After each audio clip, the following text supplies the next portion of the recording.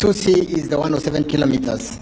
The railway will have a uniform design, Your Excellencies, in the two countries, which will permit seamless operation across the borders. Each freight train will have a haulage of 4,000 tons. You can imagine the kind of lorries we'll remove with the kind of congestion we see in our roads. That is about 260 TEUs, with a design of 80 kilometers per hour. Each passenger train will have a capacity of 1,996 passengers and will be designed to do a speed of 120 kilometers. I think that's quite good enough. The railway has been designed for environmental compatibility. The project will have 2 major, 2 intermediate, 17 crossing and 3 freight stations. The project design includes 13 tunnels, 23 bridges, and 376 culverts. Let's see the cross-section of the traversing of the rail from, sorry, it is the other way. Allow me to stand on this side. This is the Narok side. This is the Kisumu side, sorry. Naivasha, Kisumu. This is, Kisumu is there. So we are coming from, Kishan is the port, which I said we have an 8.6 kilometer, and it traverses Ahero, comes down to Sondu in Kericho, Nyamira, comes down to Sotik in Bomet County, Your Excellencies, comes to Narok, Olulunga area, and Narok town, and connects to where the railway has reached in Naivasha. So that completes the section from Naivasha to Kisumu. Molo is a bit off on the other side. It's on the old meter gauge railway, Your Excellency. Yeah. Yes.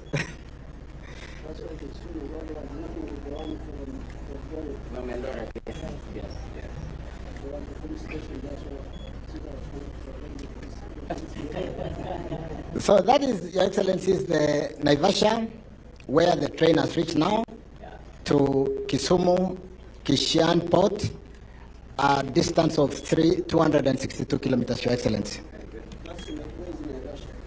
Naivasha is somewhere here. Molo is now on the upper side. It's on the upper side. It's not on the railway. Yeah. It's on the old railway. It's on the other railway. You know, we have 2 links. Yeah. We have one comes here and the one that goes to Eldoret. Yes. To Eldoret, then Ngoma.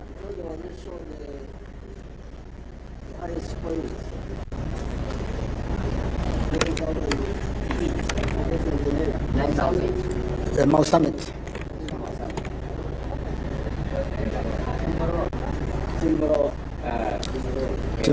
Timbro is yeah, quite nice. Quite high. It's within Molo, just about 15 kilometers away. Yeah. Correct. So let's see the Kisumu-Malaba section, Your Excellencies. The Kisumu section will pick up from the point where we have just left at Kishan Port and come all the way through Busia, Butere, all the way to the border at Malaba. That is the 107 kilometers that Your Excellencies are breaking ground today. This is the section we'll be working with today. That one was launched by His Excellency President on Saturday, the day before yesterday. Yeah, the day before yesterday, Your Excellency. Let's look at the passenger train. The passenger train Intermediate passenger station will be Narok. We'll have a passenger terminus, of course, in Kisumu. We'll have an intermediate passenger station in Narok, Mulot, Bomet, Sotik, Sondu, and Ahero. We are going to relook at that, Your Excellency, towards Nyamira.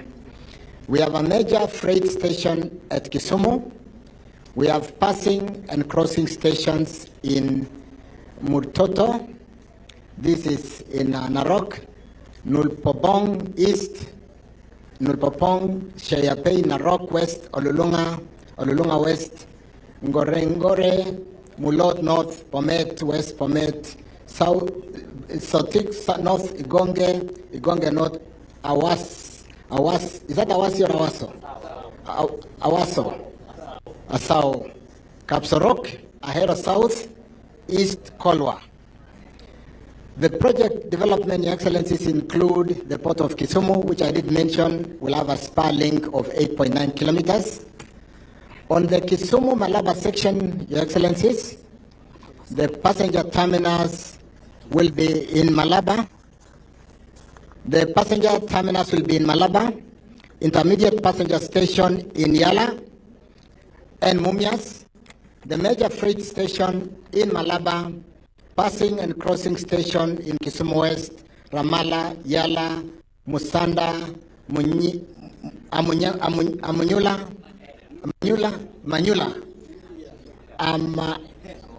Amugura. Those are the passing and the crossing stations, Your Excellencies. Let's look at the benefits very quickly. Your Excellencies, the railway will significantly improve logistic efficiency within the Republic of Kenya and, of course, our great neighbor, Uganda. Expected benefits include reduced freight transport, faster movement of goods and passengers, Your Excellencies, increased trade competitiveness. The project will stimulate economic growth and investment along the corridor. Improvement of the regional integrated transport network and promotion of regional connectivity and integration. And it will support the blue economy. So today is truly an historic day, Your Excellencies. I thank you. We'll now have the two presidents go to unveil, and I'll request that the rest of us kindly stay on this side of the barrier so that we just have His Excellency President Dr. William Samoei Ruto together with His Excellency General Yoweri Kaguta Museveni to do the unveiling. Just the two of them to do the unveiling. And the unveiling happens. Makofi, let us all give them a hand. Tuwapigie makofi tafadhali as they unveil. And we now have the Kisumu-Malaba Standard Gauge Railway Phase 2C project officially launched by His Excellency Honorable William Samoei Ruto together with His Excellency General Yoweri Kaguta Museveni. We'll then now request that they walk towards the tightening of the bolt. The rest of us, let's stay on the other side of the barrier. We stay on the other side of the barrier. Just the two presidents will be walking as they inspect the rail. As they inspect the rail. And now we are going to the bolt tightening, which is symbolic of the standard gauge railway making its way from Kenya all the way to Uganda. His Excellency Dr. William Samoei Ruto, together with his counterpart, His Excellency General Yoweri Kaguta Museveni,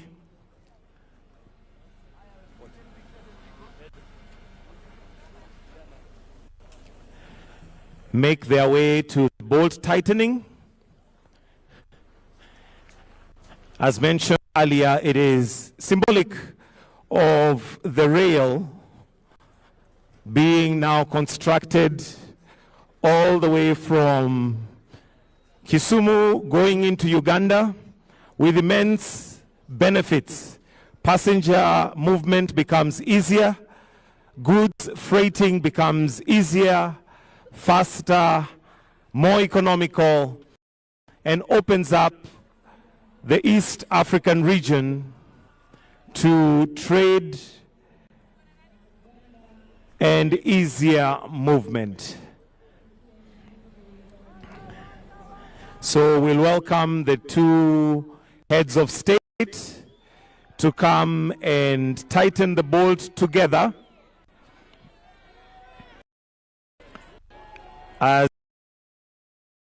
as they now begin a journey of connecting Kenya to Uganda and the larger East Africa.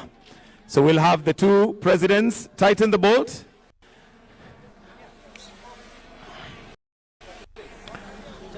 All right, and those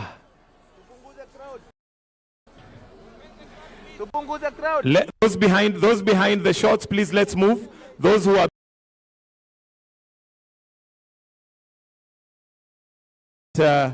we have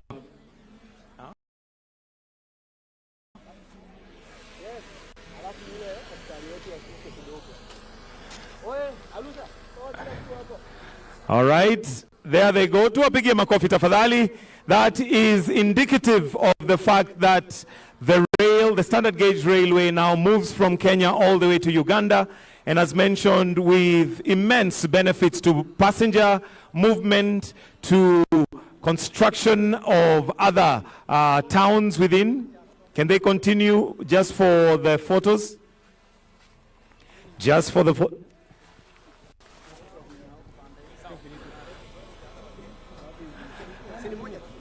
it was just one year. All right. Thank you, Your Excellency. We'll then, so we can have each president also tighten for the sake of photography. Wonderful.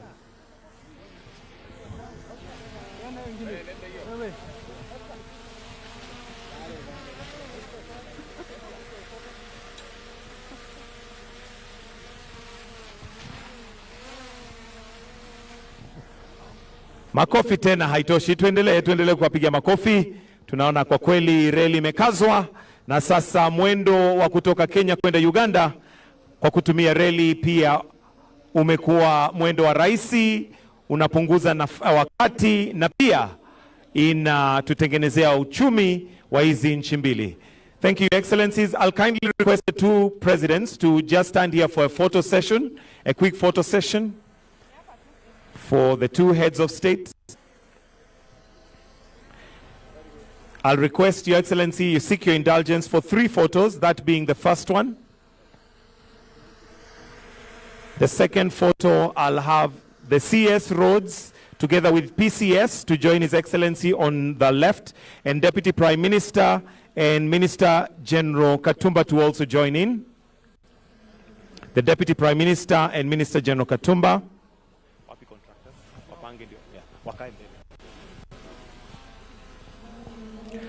That's the second frame. We have 2 more frames to go. While they hold, let's have the contractors join in, please.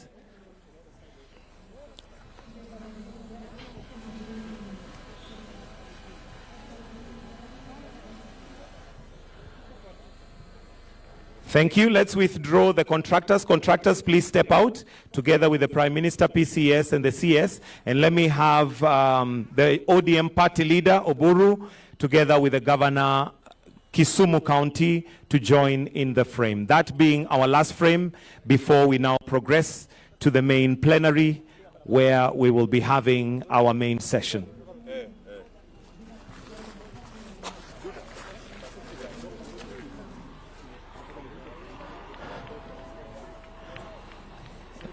Let's have the leadership. CS, you can join in that photo, please. PCS, please join in.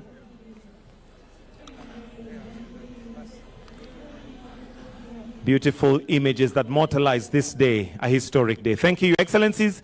We may now progress to the plenary, where we are having our main session.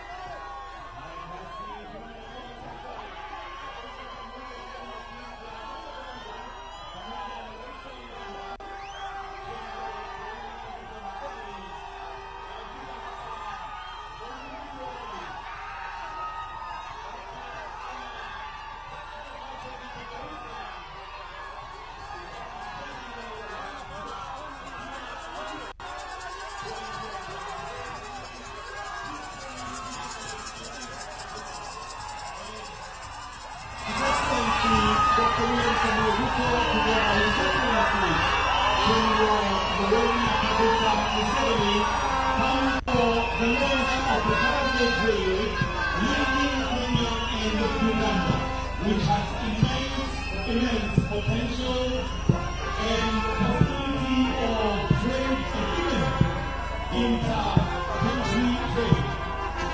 Wapishane na vigelegele za kuwakaribisha Rais wa Jamhuri ya Kenya pamoja na Rais wa Uganda.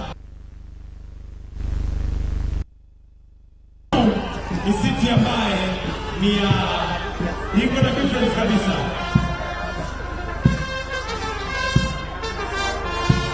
Welcome, Your Excellencies. I request that you all remain standing and you will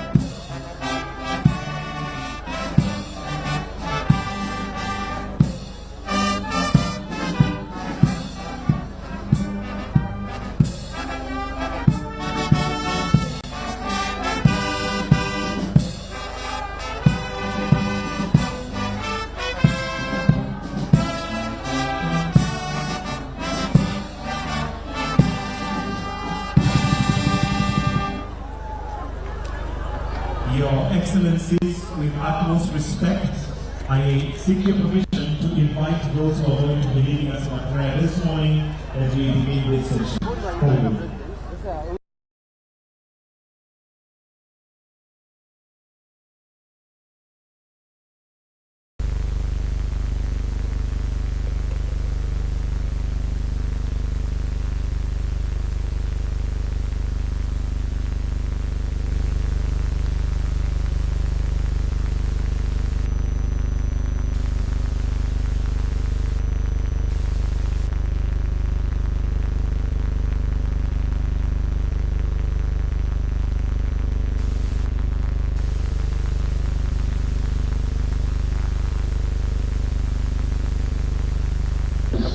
And I thank you, Lord, Uganda, Ruto and Museveni. Father, bless him, oh God, and give him long life to serve the setting of Uganda. And our President, Dr. William Kisumu-Malaba, our Father, give him long life to live our country in peace and prosperity. Continue blessing him every day. And Father, I pray for you to hold Kenya in your hand and fight with all enemies of this country, O God. Because the Lord does not belong to him or belong to us, but belong to you, O God Almighty. Bless us and unite our country together, I pray in Jesus' name. I am hoping that the Washington will be honor of sovereignty, you give sovereignty to whom you will.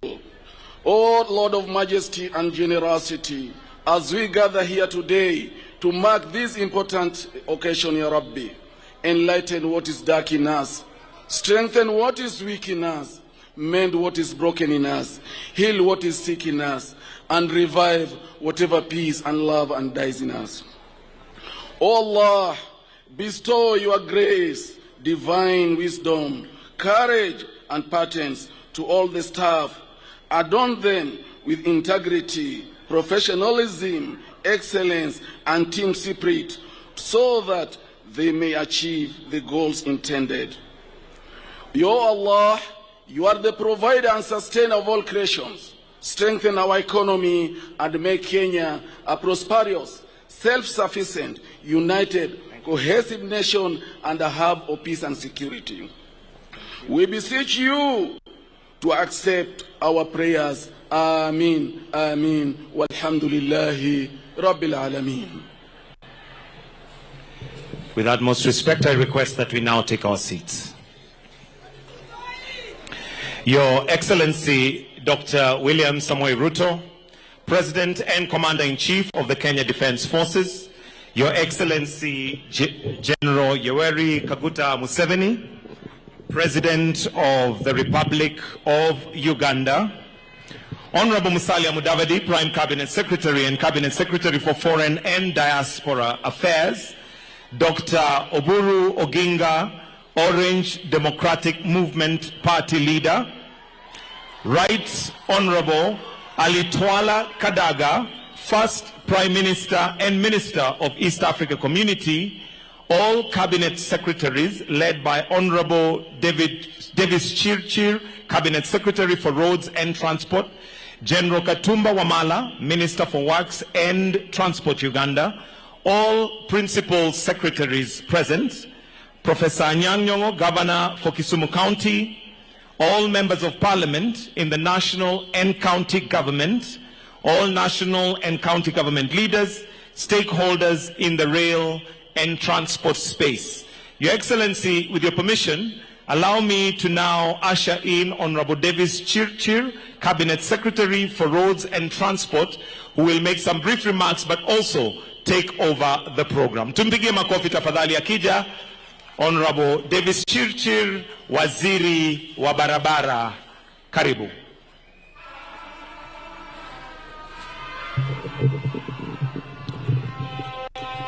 Your Excellency, President Dr. William Ruto, the President of the Republic of Kenya, Your Excellency Yoweri Kaguta Museveni, the President of the Republic of Uganda, and all protocol observed, allow me, Your Excellencies, to greet the people of the great city of Kisumu. Amjambo. Amjambo. Today, Your Excellency, is truly an historic day.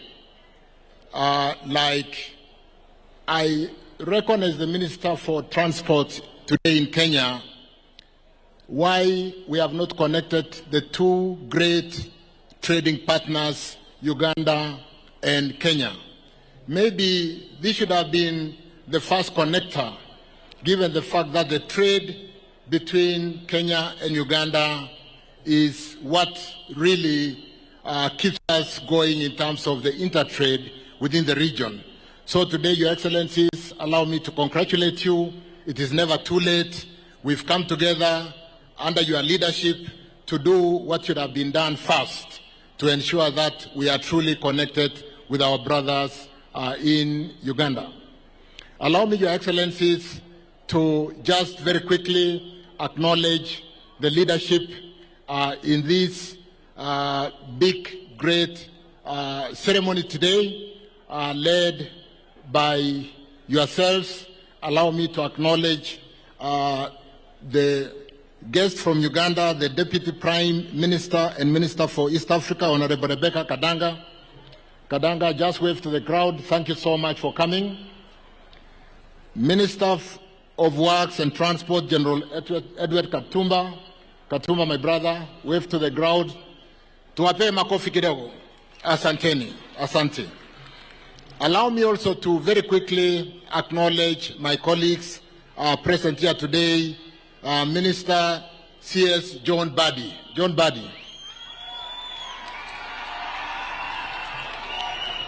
Let me also acknowledge the presence of Minister Opiyo Wandayi, Minister for Energy. Wandayi, my brother. Let me very quickly, in that succession, Your Excellency, ask all the PSS present to be upstanding and to just wave to the crowd. PS Ray Amolo, PS Daga Mohammed, PS Olunga Medical Services, PS Beatrice Anyagala Higher Education,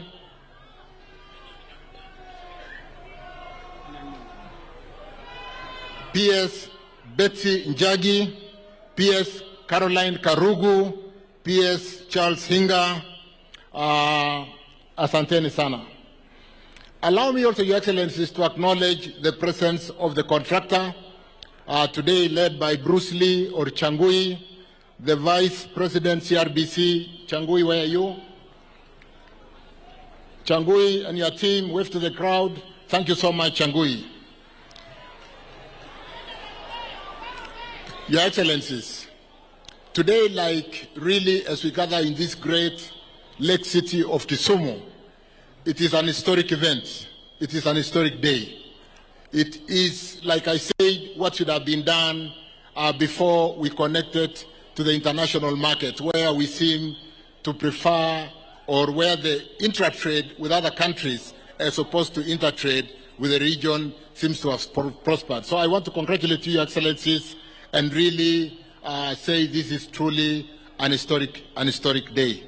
Allow me, Your Excellencies, to, in very quick succession, invite the leader of the minority in Parliament, Mohamed Junet,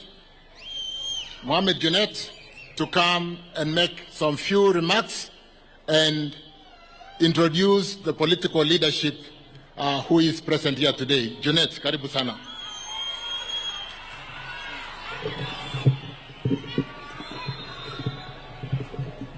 Your Excellency, the President of the Republic of Kenya, Honorable William Samoei Ruto, Your Excellency, the President of the Republic of Uganda, General Yoweri Kaguta Museveni, wageni wote ambayo wamefika leo hapa kwa ujumla, Kisumu oye! Kisumu oye! Nataka niombe kwanza wenzangu wabunge ambayo wamefika hapa leo kwa wingi wasimame juu ili waonekane, kwa sababu wako wengi sana wamekuja kwa sababu ya sherehe. Naomba msimame juu. Hawa ndio wabunge ambayo wamefika hapa, ambayo wamekuja kuungana na sisi. Naomba wapigiwe makofi.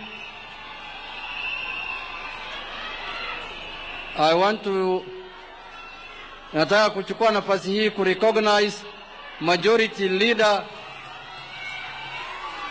Nataka kurecognize majority leader in the Senate, Honorable Aaron Chariot, yuko hapa, simame juu. Tuko hapa na majority leader wetu in Parliament ya National Assembly anaitwa Kimani Ichung'wah, yuko hapa. Then I want to recognize in special way the area MP, Honorable Shakil Shabir. Tuko hapa na Senator wa Kisumu, Professor Ujienda. Tuko hapa na Women Rep ya Kisumu, Mheshimiwa Ruth Adhiambo. Tuko hapa pia na Mheshimiwa Kisumu West, anaitwa Mheshimiwa Rosa Buyu. Tuko hapa pia na Mheshimiwa Orod, yuko hapa Kisumu Central. Tuko hapa na Jared Okelo, yuko hapa mbunge wa huko Nyando, na Aduma War pia yuko hapa mbunge wa Nyakach. Kisumu oye! Kisumu oye! Mheshimiwa Rais wa Jamhuri wa Kenya na Mheshimiwa Rais wa Jamhuri ya Uganda, ningependa kusema hivi kwa niaba ya wabunge wenzangu ya kwamba leo ni siku ya kihistoria hapa Kenya na Uganda pia, kwa sababu ni siku muhimu ya kuunganisha nchi zetu mbili. Na I want to say that for sure, sisi kama watu wa eneo hii, dream ya baba yetu ambaye ametuacha Raila Amolo Odinga leo imekamilika.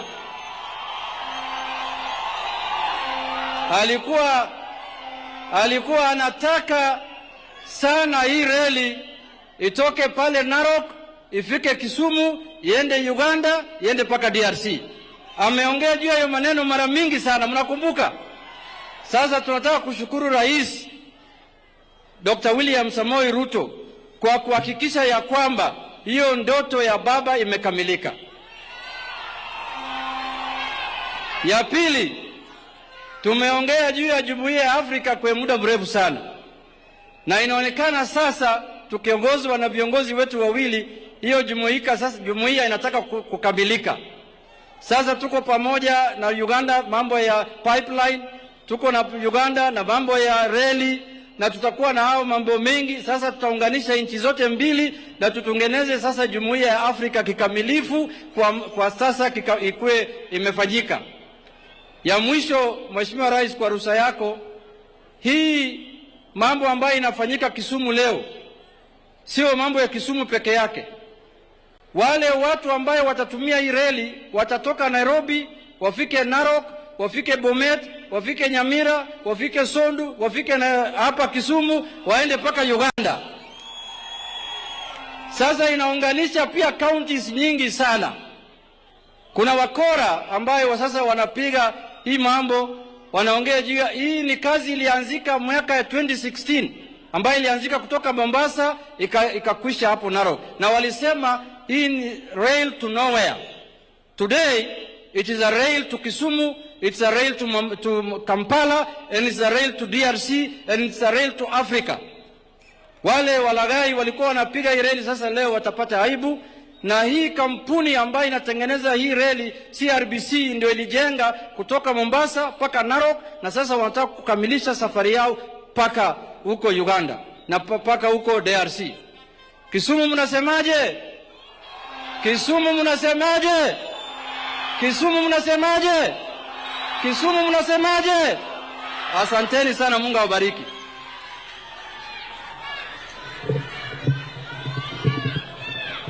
Asante sana ndugu Junet kwa hayo mawaidha. Thank you so much. Your Excellency, this is truly transformative. And really, as we come to mark this historic event, Your Excellencies, we cannot more than thank you for putting the economies of the two countries where we are today, to be able to build this major infrastructure that connects us from the port of Mombasa, Naivasha, Kisumu, Malaba, all the way through Rwanda to DRC in Ukombele Kidogo. And thank you so much. To take it forward from there, Your Excellency, allow me to invite the Prime Cabinet Secretary, Mheshimiwa Musalia Mudavadi, to come and make his remarks, and invite the party leader for ODM, Oburu Odinga, to make his remarks. Thank you so much. Musalia Mudavadi, karibu sana.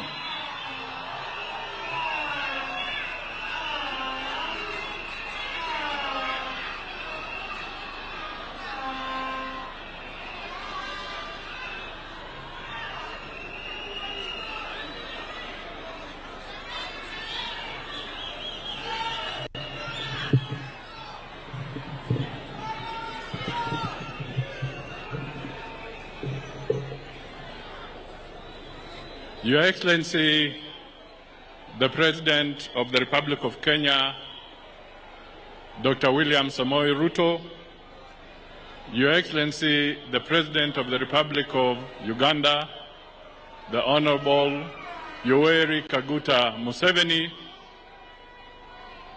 distinguished guests,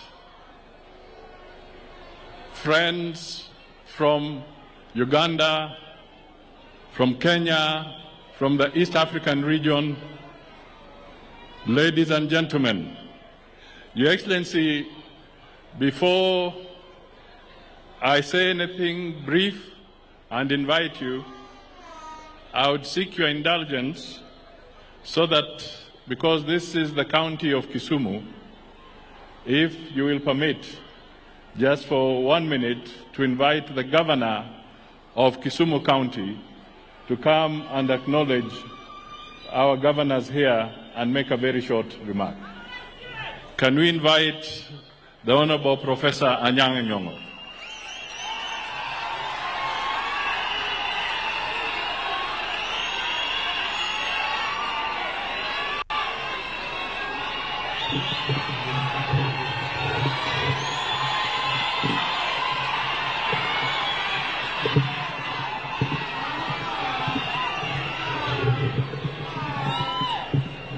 Hello? Hello? Karibuni Kisumu. Your Excellency, Dr. William Samoei Ruto, EGH President of the Republic of Kenya and Commander-in-Chief of the Kenyan Armed Forces, Your Excellency General Yoweri Kaguta Museveni, President of the Republic of Uganda, together with your esteemed delegation, sir, honorable members of the cabinet present, elected leaders, officials of the national government, distinguished guests, ladies and gentlemen. Before I speak, I would like to recognize my colleagues who are here, the governors of Homa Bay,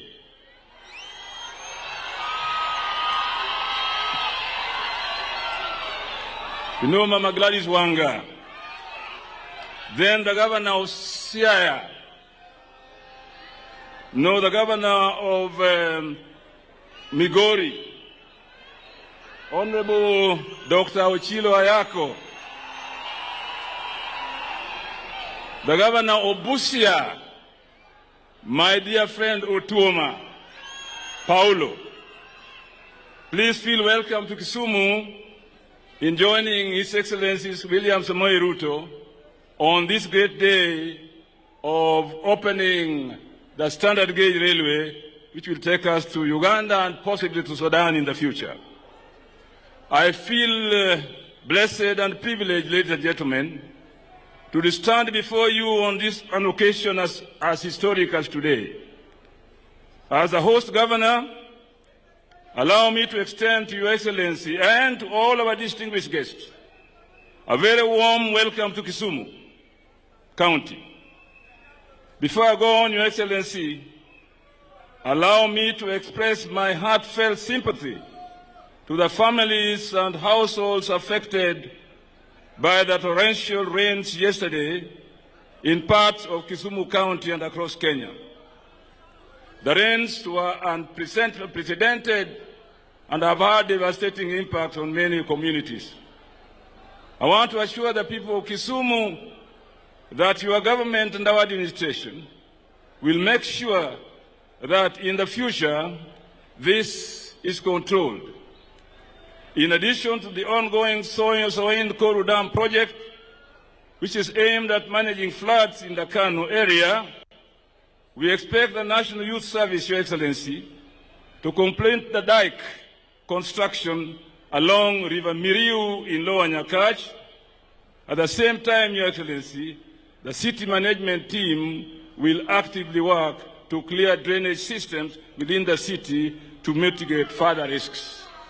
So I assure you, Your Excellency, next time we have heavy rains in this part of the world, Kisumu in particular, we shall make sure that we mitigate against floods. Your Excellency, thank you very much. I would like to give my dear friend Musalia Mudavadi opportunity to continue. Thank you.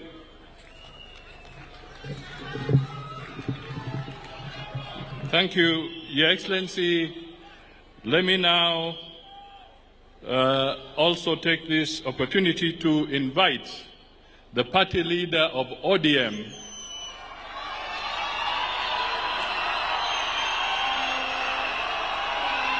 the Honorable Oburu Oginga,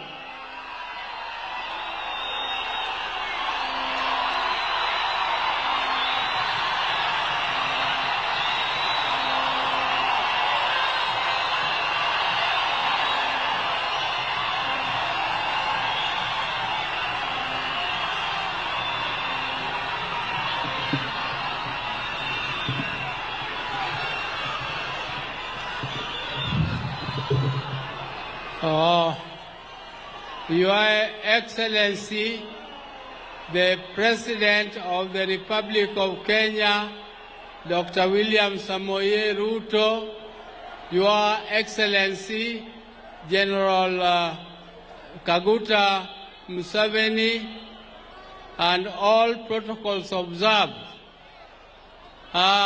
Today is a very great day. Kisumu oye! Kisumu oye! Your Excellencies, this is a very great day for us here in Kisumu, because this SGR railway was conceived during the government of President Kibaki, but it was implemented during the Ruto Uhuru first regime. When the next regime, where His Excellency President Ruto was also there, tried to push this project to be implemented and go further up to Uganda, Your Excellencies, it became a very, very heavy thing to do, because the explanation given then was that it was unviable, and therefore it could not be financed, and therefore it could not continue. Mr. President, you have invented a way of financing this project, and this project is now continuing not only to Kisumu, but to Malaba and up to Uganda. But Mr. President, I now wonder how an unviable project 5 years ago has become viable 5 years later. Mr. President, this is a show of commitment to developing infrastructure. Without proper infrastructure, Your Excellencies, it is impossible to connect our three countries. These three countries of Uganda, Kenya, and Tanzania. They were supposed to be one country. It is just because of colonial divisions that they became separate countries. If you look at Kenya and Uganda, Samias are on both sides. The Tesos are on both sides. We go to Uganda, the Maasais and Abdu Wadigos down there are all in both sides of the countries. They are supposed to be one country. And Your Excellency, Museveni, President Museveni, I appeal to you, please make this lake of ours, Lake Victoria, a common user facility, so that you can manage the security of the lake jointly with us. We don't want harassment from our side and from your side. President Museveni, I plead with you and President Ruto, please make this a common user facility, how it used to be when our forefathers were managing it, without any conflict in the lake at all. I don't want to speak much more than that, but I think this infrastructure is going to open development in East Africa. It is also a show that Kisumu now is looked at from a different mirror. The mirror with which Kisumu is looked at is now different, and we are going to continue together. In Kenya, Honorable President Museveni, we are working together in a broad-based arrangement with President Ruto in order to bring the country together, to bring this unity in the country so that we can continue to develop. Mr. President, the presidents of Kenya and Uganda, I thank you very much for listening to me, and the wananchi of Kisumu hoye! The wananchi of Kisumu power! The power! We want power, and we must stay with power. Thank you.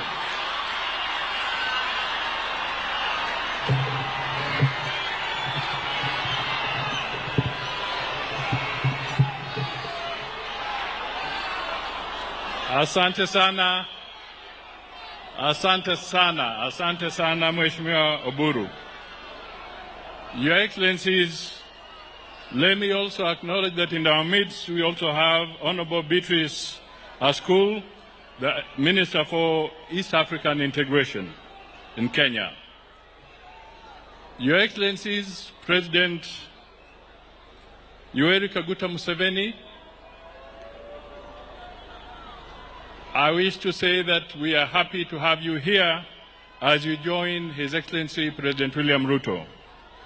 Your Excellency, you are now the chair of the East African Community on behalf of all the 8 countries within the community. Your Excellency, President William Ruto, you are the champion of the Africa Continental Free Trade Area on behalf of the African Union. Both of you, Your Excellencies, have a very strong passion for integration, for bringing better coordination and trade and unity and communication within the African states. And therefore, our being here is a very strong and emphatic stamp of approval for the objectives, the ideals, and the goals that you stand for. On behalf of those who are here present and those who may not be here, we extend our highest level of appreciation to both of you for leading our 2 nations and leading the people of Africa in this very important infrastructure integration program. Kwa wananchi, tafakari kwamba hii reli itabeba 4,000 tons kwa wakati moja. Yaani ni karibu lori za kontena ile 20, tani 20, lori 200 kwa safari moja. Massive haulage of cargo. Kwa hivyo nataka sasa tusimame, tupige makofi ili tumkaribishe Mheshimiwa mwenyeji wa taifa la Kenya, Mheshimiwa Rais William Ruto, achukue shukrani na tuendeleshe kutoka hapo. Wakenya hoye! Wakenya hoye! Wakenya hoye! Your Excellency. Asanteni sana. Asanteni sana. Tafadhali tunaweza keti. Thank you very much. Let's take our seats. Your Excellency, thank you. Your Excellency, President Kaguta Yoweri Museveni, President of our sister country of Uganda. Ndugu viongozi wote mliofanya hapa na mliofika siku ya leo. Jo Kisumu untie. Jo Kisumu umor. Ndugu wa Kenya hamjambo. Ladies and gentlemen, it is in moments such as this when we gather as a nation and as a region to break ground for infrastructure development that will define generations, that the destinies of our people, our cities, and our nations are shaped. History teaches us with clarity. Close to 130 years ago, along this very corridor, the British colonial administration conceived what was then known as the Uganda Railway. Its purpose was to link the Indian Ocean at Mombasa to the interior of East Africa, thereby securing territory, controlling movement, and extracting value from the hinterland of the colonial administration. In this original design, the railway would run inland from Mombasa, pass through Nairobi and the Rift Valley, and terminate in Kisumu on the shores of Lake Victoria.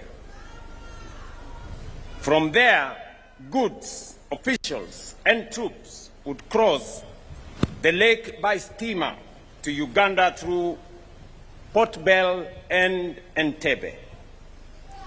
But from the very beginning, the railway did more than move people and goods. It reshaped the geography of our region.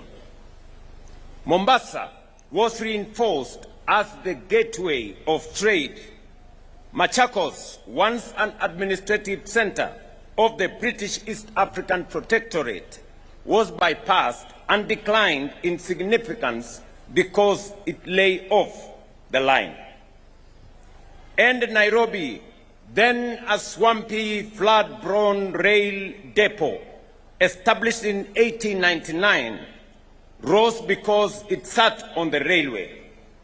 Nairobi became a logistical hub, then an administrative center, and ultimately the capital of British East Africa.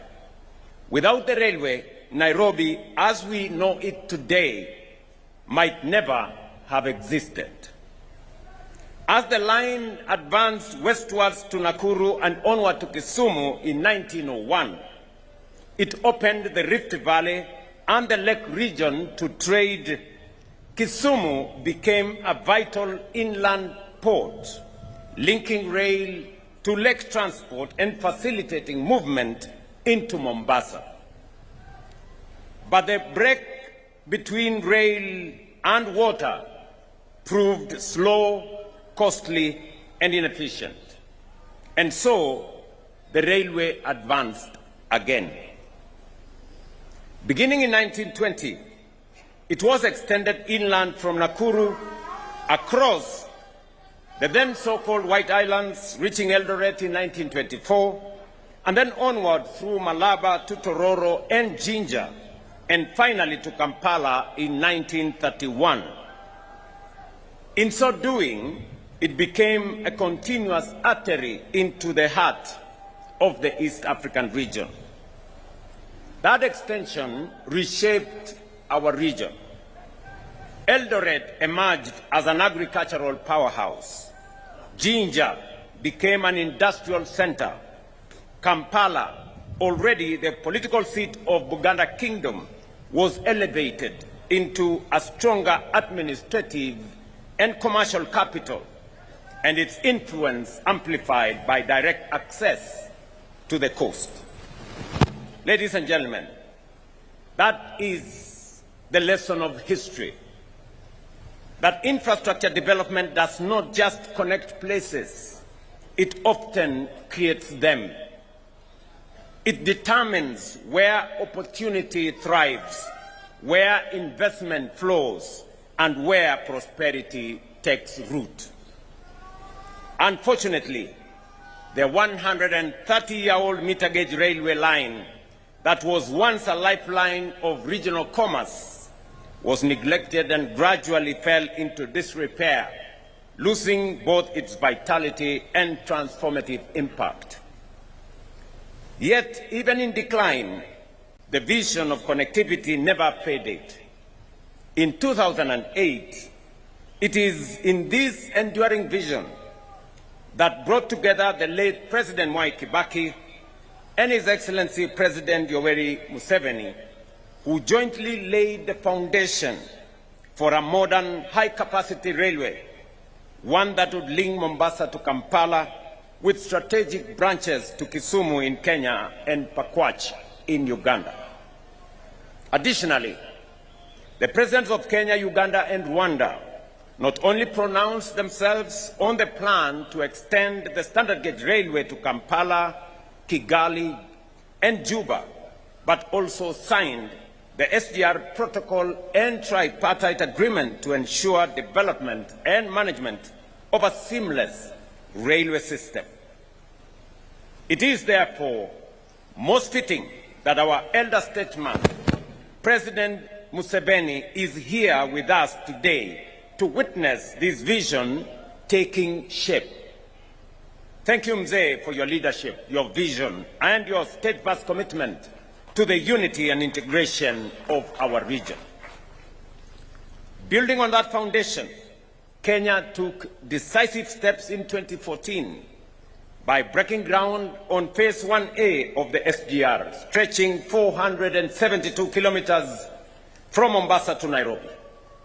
This was later extended inland to Suswa in Narok, covering an additional 120 kilometers, further advancing the corridor towards the region's hinterland. 2 days ago, we broke ground for the extension of the SGR from Narok to Kisumu, a distance of 264 kilometers that forms phase 2B of this railway network. That line will connect our industrial corridor in Nairobi to the agricultural heartlands of Narok, Bomet, Kericho, and Nyamira, and ultimately to Kisumu. Today, here at Kibos in Kisumu, we take yet another decisive and consequential step. We break ground on the 107-kilometer Kisumu-Malaba section of the SGR, complete nearly 1,000 kilometers seamless rail link from Mombasa to Malaba and forming a vital connection to the Malaba-Kampala line. Beyond Kenya and Uganda, this railway line will serve our partner states in the region, including Rwanda, Burundi, South Sudan, the Democratic Republic of Congo, and the Central African Republic. It is a powerful statement of regional integration, partnership, and shared ambition.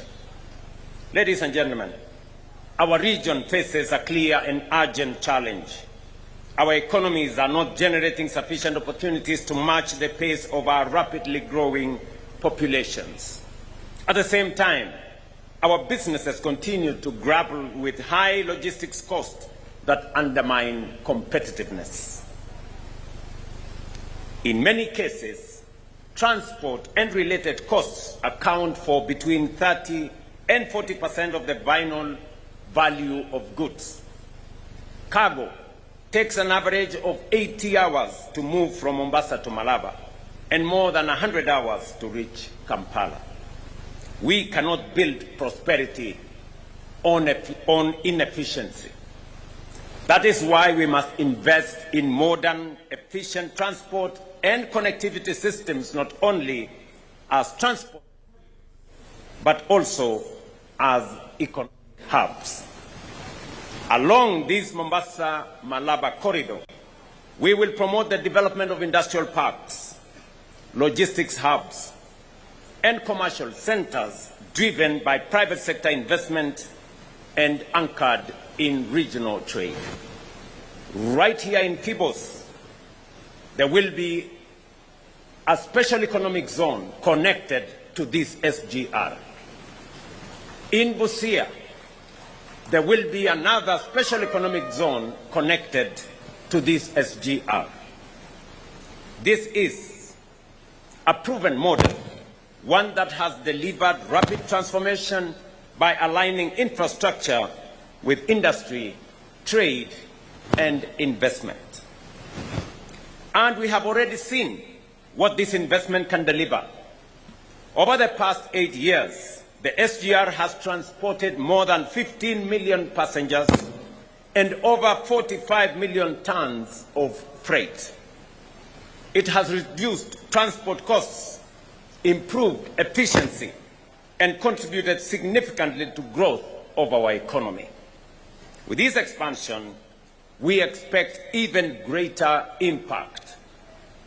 Freight costs are projected to decline by at least 40% at a ton for every kilometer, while transit times for freight will reduce by nearly 30%. The share of cargo moved by rail will increase, easing pressure on our roads and reducing wear and tear. But beyond the numbers lies something even greater.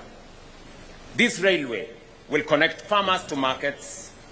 It will move livestock and farm produce from our hinterland to Nairobi and onward to Mombasa for export. Tea from Western Kenya, Kericho, and other towns. Dairy from Bomet and other regions in Narok. Grains from Rift Valley. And of course, fish from Lake Victoria will reach markets faster and much more efficiently. It will power industrial growth along the corridor, from Nairobi to Naivasha to Kisumu and beyond. Enable businesses to access inputs more efficiently and affordably, and reaching wider markets. It will create opportunities for our young people across construction, logistics, manufacturing, and services sectors, giving them a stake in the growth of our region. Above all, this railway will bring life to our long-held aspiration for true regional integration, for which Your Excellency President Museveni, as the chair of our East African Community region now, I promise and pledge to work with you as the champion of integration in our continent, that the vision of an East Africa that is integrated, that is united and works together becomes a reality in this generation. It will enable the seamless movement of people and goods from Mombasa through Nairobi, across Kenya's hinterland, and onward to Kampala, to DRC, to Rwanda, to Burundi, to South Sudan, transforming journeys that once took days into trips in hours. Ladies and gentlemen, if the railway of the past century shaped the character of our region, then the railway we build today must define its future. Some 100 years from now, when future generations look back on this moment, let them see it as a turning point, the moment when we laid the foundation for their prosperity, strengthening the bonds of regional integration, and setting in motion a new era of growth, of dignity, and shared opportunity for our region, our countries, and our continent. Let me say this in conclusion. I remember very well when our late Prime Minister Raila Odinga was appointed the Africa Union High Representative on matters infrastructure.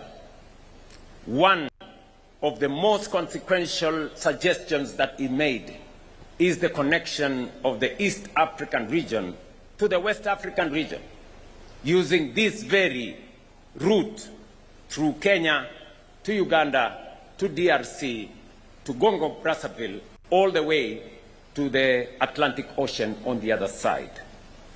I am confident that wherever he is proud of this moment, that finally what he envisioned as representative of the AU of connecting our region is finally underway right here in Kisumu, onward to Uganda.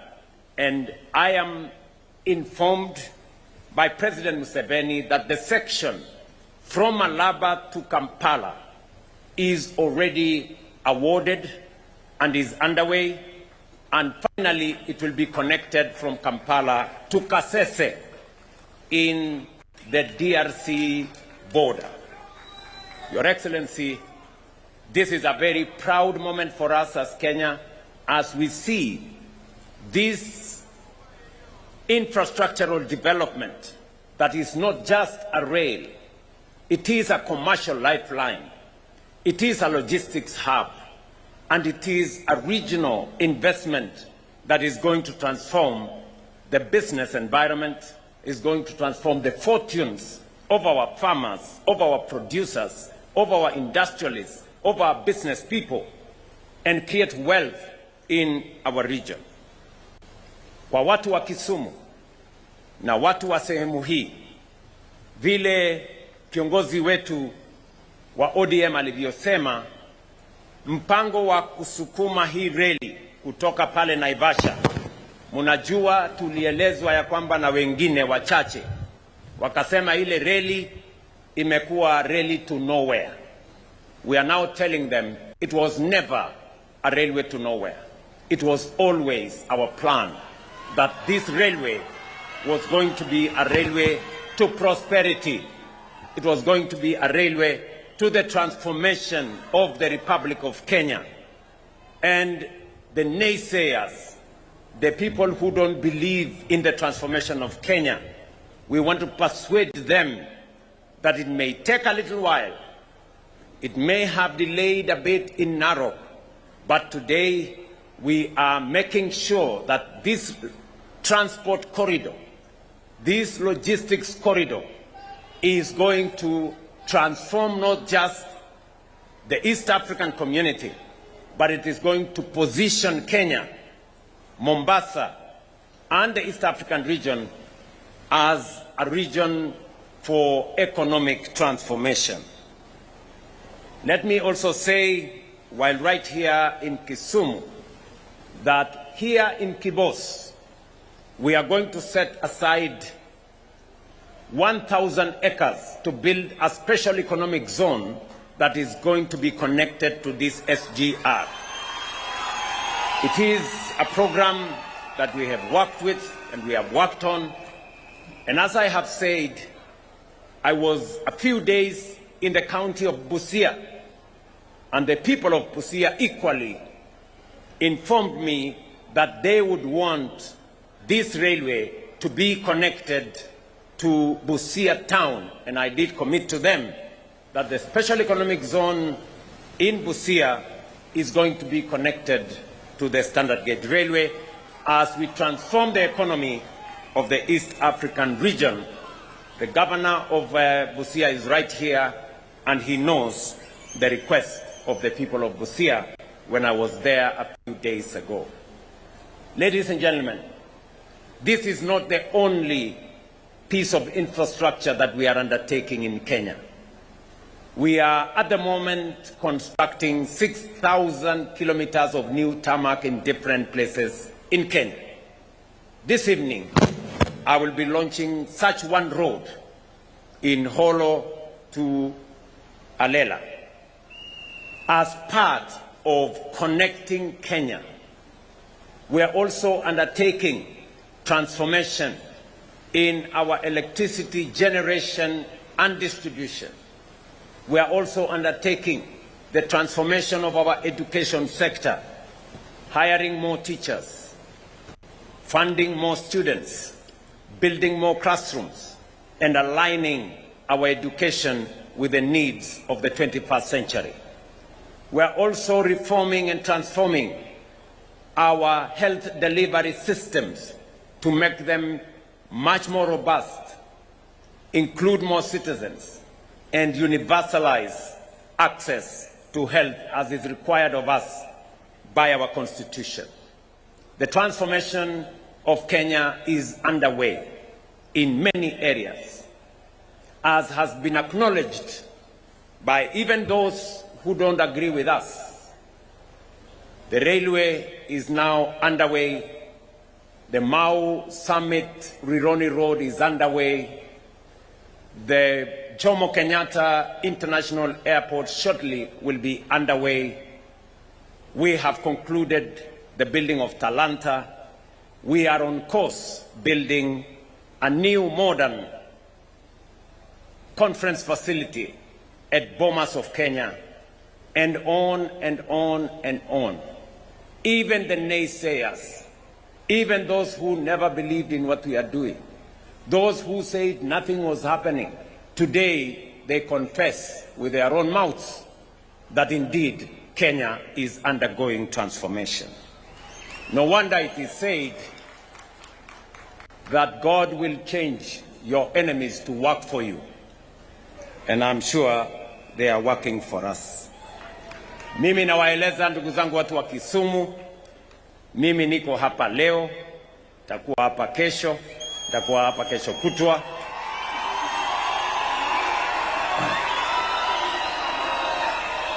Sasa nyinyi ile mtafanya, mtaanza kunizoea.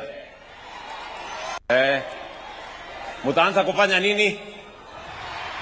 Mwanze kunizoea. Sijui kama tunaelewana baba. Tunaelewana? Na kazi ya kubadilisha taifa letu la Kenya inaendelea.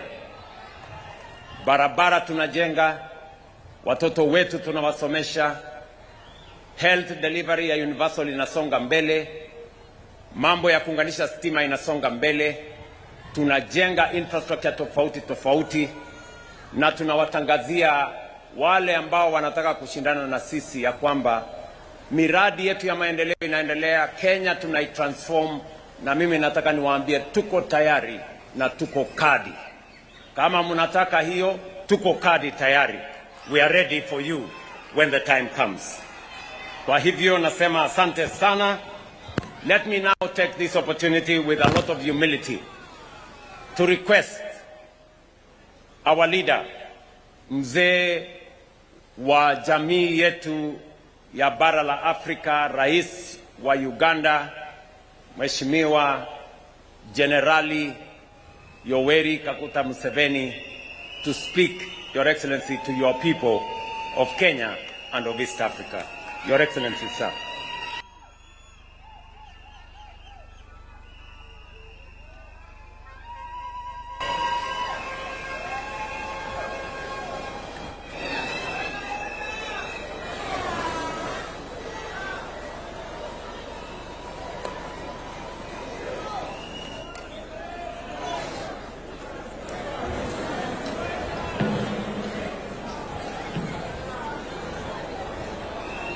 Habari watu wa Kisumu.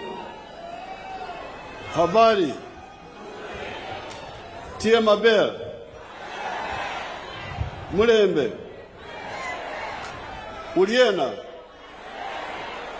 Makwa. Your Excellency, President Ruto,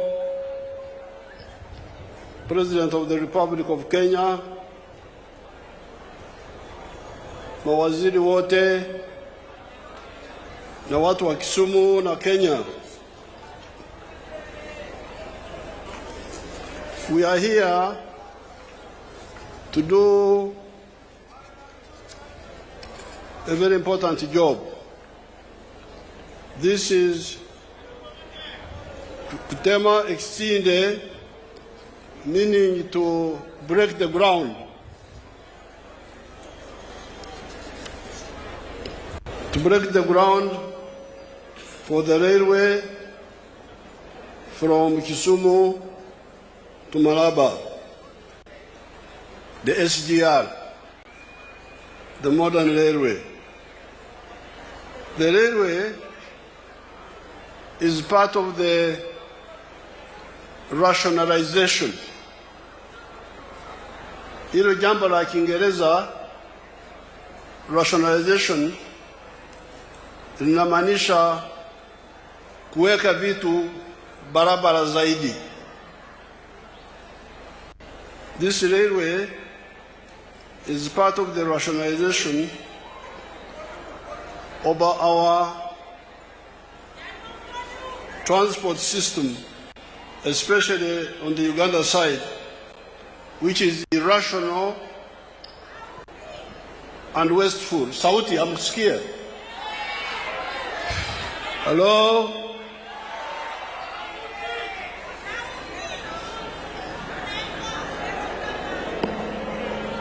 I was saying that the railway is part of the rationalization of our transport system, especially on the Uganda side, which is irrational and wasteful. Why? Because the items being transported are concentrated on the road, i.e. passengers, light cargo, heavy cargo, petroleum products are all on the roads. Sasa hivi usafiri kwa barabara ni mchanganyiko. Kwa lugha za Uganda tunasema akatogo. Akatoga means kuchanganya maharagwe na ndizi. So the transport now is akatogo on the roads. Our plan is to transfer all heavy cargo to the railway. Hii ndio maana ya hii mradi. Mizigo yote mizito sana toka kwa barabara kwenda kwa gari moshi. Ndio maana yake. Then transfer all the petroleum products to the pipeline.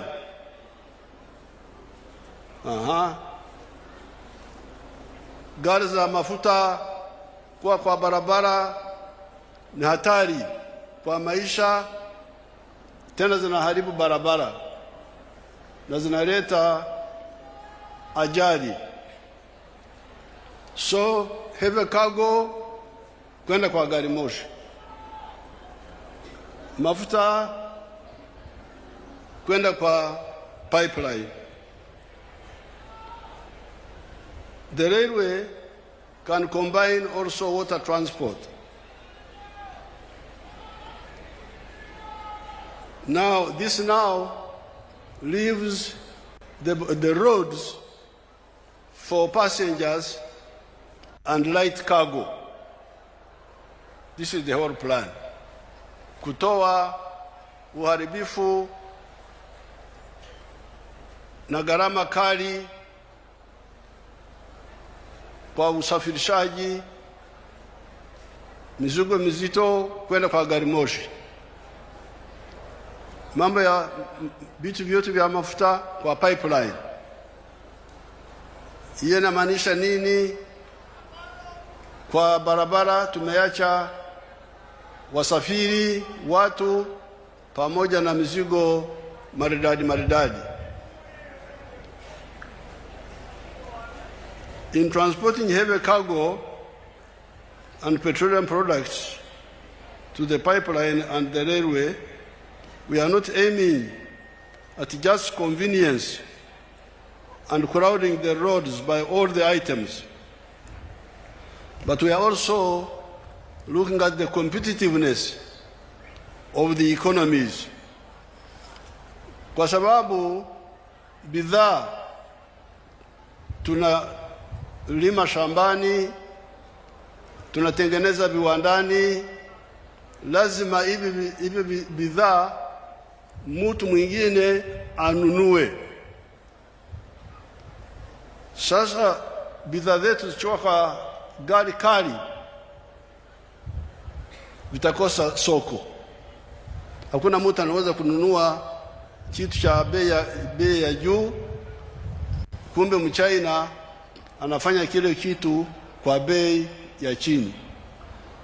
So it is madness to go on with the road transport for cargo for the railway. It is suicide. Tunakuwa tunajua sisi wenyewe. Hatuweze kushindana kwenye soko za ulimwengu.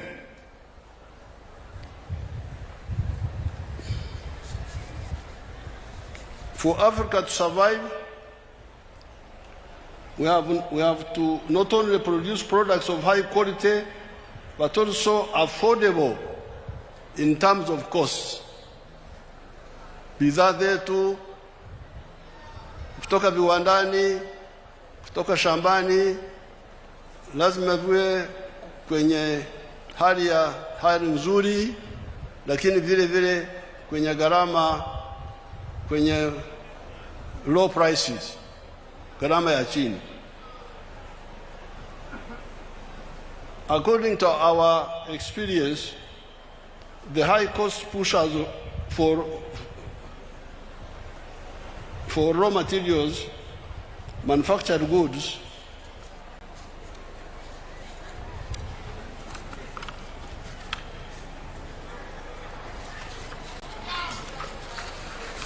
and agricultural products are transport, energy like electricity, and cost of money. Kule kwetu tumechambua, tunaona kwamba vitu ambavyo vinapandisha gharama za vitu ni vitu vitatu: usafirishaji, umeme na mikopo kwenye bank. Kama nataka uchumi wako uendelee, lazima uangalie haya mambo matatu. Lazima gharama ya usafiri iwe ya chini,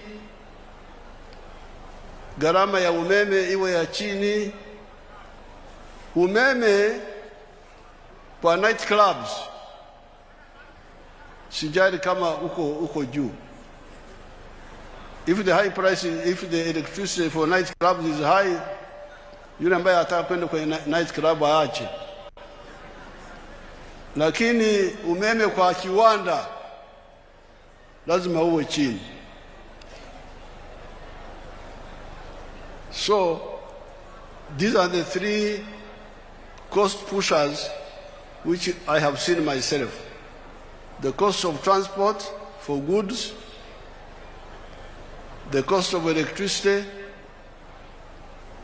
and the cost of money borrowed in banks. That's why Africa has been import-oriented.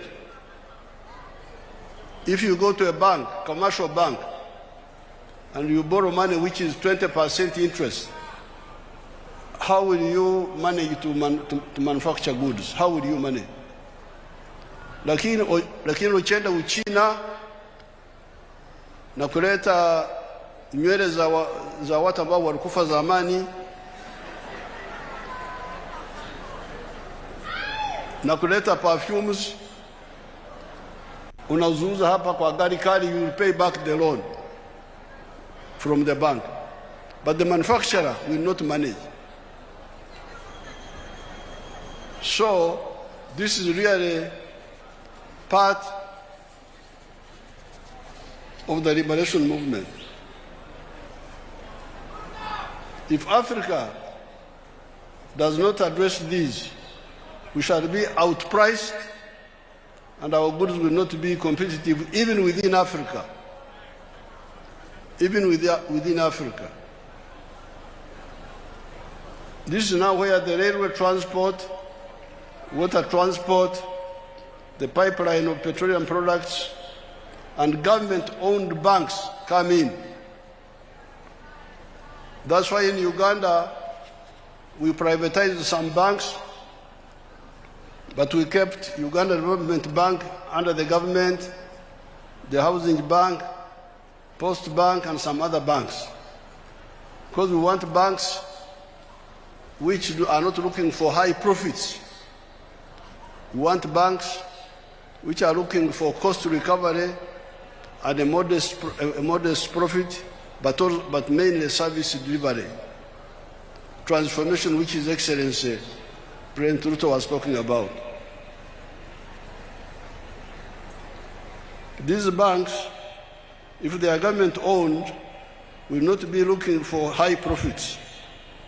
They will be looking at cost recovery, and moderate profits. They will give us what we need: low cost of transport, low cost of money, and low cost of electricity. The private sector can come in, but the government needs to agree with them about the prices that they charge. Our experience is that in these three crucial areas, especially the railway and electricity, for the banks, we kept our banks, government banks, to fund manufacturing. So if you want to go to commercial bank, wakuibie huko kwenda, no problem. But for manufacturing, UDB, Uganda Development Bank. But for the railway, you know, we had part of the problem of the meter gauge railway, that railway, the one of Naivasha, Molo, Eldoret. We had tried to privatize it. And that's how it got into problems. The private people were looking for high profits. That's how they got into all these problems. We have now taken it back. Private sector can come in the electricity, but we must agree beforehand about the prices. What prices are you going to charge per kilowatt hour? for the two, the railway and the electricity. Other things, I don't mind. Road transport, if the garam is too high, stay at home. Where are you going? But for the railway and electricity, they are the bone marrow of the economy. What do you call bone marrow in Swahili? Huh? Mti wa mgongo. Waswahili hawana maneno ya kutosha. Nitawaletea maneno ya kule bara. Kwa Uganda tunasema musomyo. Na kwa Kinyankole tunasema umshokoro. Bone marrow. The bone marrow of the economy is electricity and transport, especially rail transport. So therefore, I'm very happy to be here to take part in this historic. I want to congratulate Kenya for struggling and bringing the railway from Mombasa to Nairobi, from Nairobi to Naivasha, now from Naivasha to here, and now from here to Malaba. We are going to push our part. We are already pushing our part from Malaba to Kampala, from Kampala to Kasese, Kasese to Mpondwe, linking with DRC. And then we are working on the railway from Tororo to Gulu to Nimule to Juba, and also on the line from Bihanga to Kigali, on the other, a branch. So you people who have come here, you are, every one of you should take a picture of yourself here, because you are now part of history.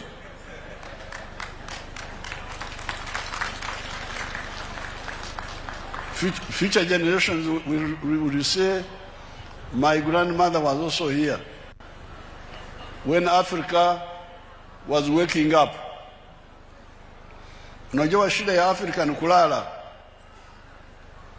Wanapenda kulala, mambo yanakwenda mbele ambao umelala.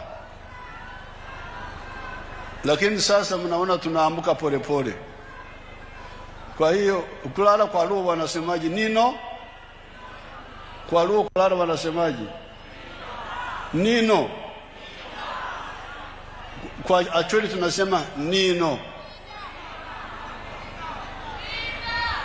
Okay, hiyo. Kwa hiyo namshukuru Rais Ruto kwa kazi nzuri amefanya kutualika hapa. Namshukuru ndugu yangu marehemu Raila Odinga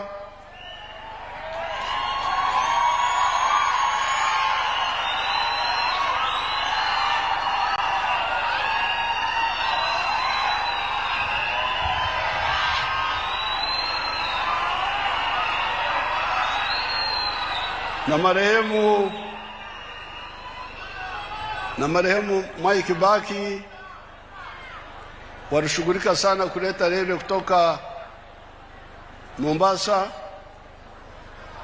na Rais Uhuru, wote wametoa mchango kwa kusukuma project hii. So I congratulate His Excellency Ruto and the people of Kenya, and I am really happy, very happy with you. Thank you so much. Mungu awabariki.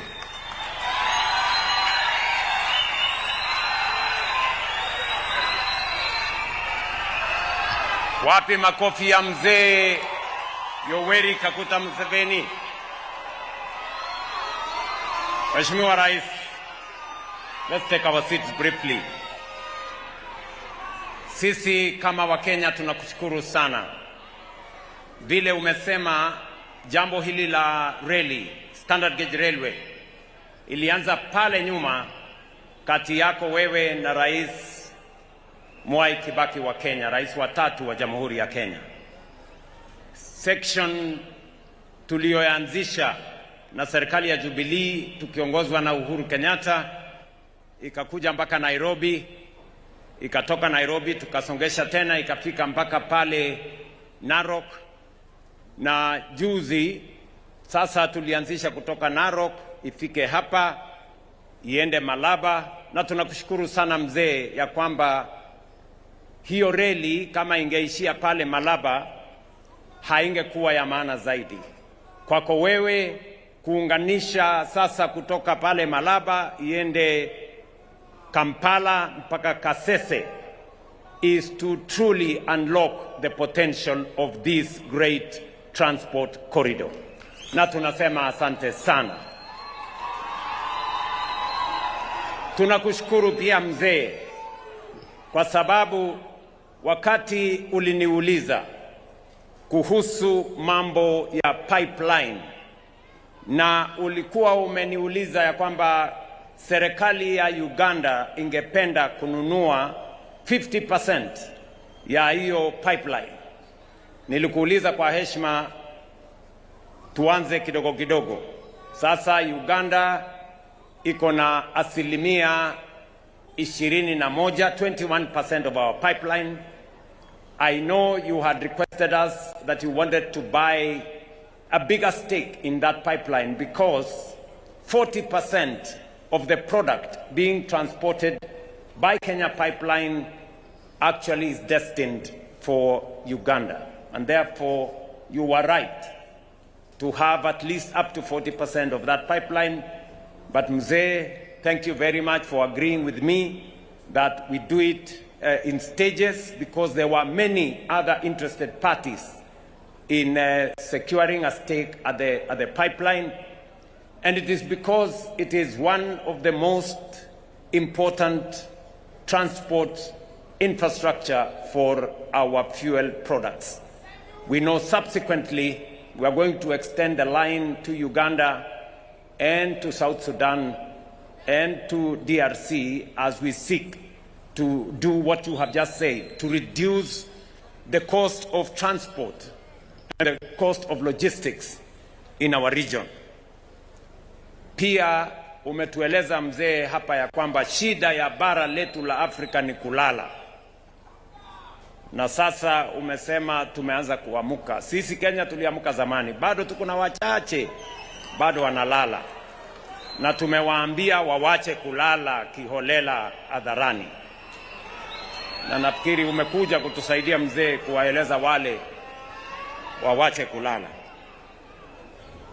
Na tunataka tushirikiane ndio tuende mbele pamoja, ndio taifa letu la Kenya tukiungana na ndugu zetu wa Tanzania na Uganda tuweze kusababisha transformation ya uchumi zetu, tupate nafasi ya kupanua uchumi, kupanua nafasi za ajira, kutengeneza mali, tupunguze umaskini na tuhakikisha kwamba tuna utajiri wa kutosha katika taifa zetu tatu na bara letu la Afrika.